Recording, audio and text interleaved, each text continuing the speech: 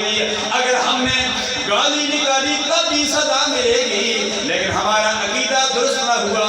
اللہ تبارک و تعالیٰ فرماتا ہے وَمِنَ النَّاسِ مَن يَقُولُ آمَنَّا بِاللَّهِ وَبِالْيَوْمِ الْآخِرِ وَمَا هُمْ بِمُؤْمِنِينَ۔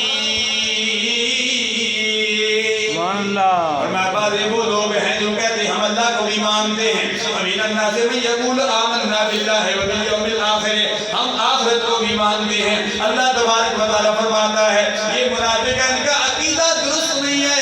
اللہ تبارک و تعالیٰ فرماتا ہے میرے پیارے حبیب علیہ تحیت و ثنا آپ اعلان فرما دیجئے وَلَهُمْ عَذَابٌ عَظِیمٌ، فرمایا ان کے لیے تو دردناک عذاب ہے۔ اللہ تبارک و تعالیٰ فرماتا ہے یہ تو جھوٹ بولتے ہیں۔ رب ذوالجلال نے پہلے پارے کا دوسرا رکوع منافقین کے بارے میں ایک آیت مقدسہ نہیں بلکہ پورے کا پورا رکوع نازل کر دیا۔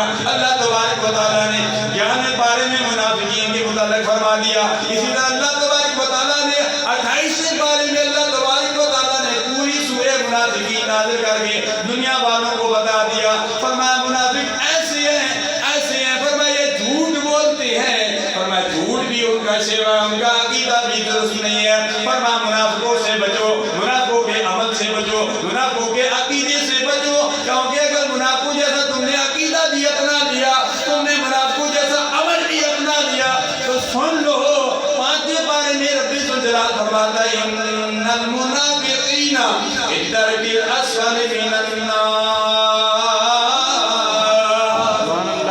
بے شک منافقین جہنم سے سب سے نچلے والے طبقے میں جائیں گے، سب سے نیچے منافق ہوں گے، اوپر کافر ہوں گے۔ یا الہ العالمین کافر ہیں وہ سب سے نیچے کیوں نہیں جا رہے؟ فرمایا کافر تو سامنے سے واضح ہیں۔ فرمایا انہوں نے اپنے نفاق سے لوگوں کو نقصان نہیں پہنچایا، انہوں نے کفر کی وجہ سے لوگوں کو نقصان پہنچایا، لیکن ان منافقین نے منافقت کی وجہ سے اسلام کو بڑا ہی نقصان پہنچایا۔ امام الانبیاء علیہ تحیت و ثنا کی ابتدا میں منافق نماز بھی پڑھا کرتے تھے، جہاد بھی جایا کرتے تھے۔ اللہ جب اپنے میں آپس میں ملتے، جب منافقوں سے ملتے، عبداللہ بن ابی کے پاس آتے تھے، کہتے تھے وَإِذَا لَقُوا الَّذِينَ آمَنُوا قَالُوا آمَنَّا وَإِذَا خَلَوْا إِلَىٰ شَيَاطِینِهِمْ قَالُوا إِنَّا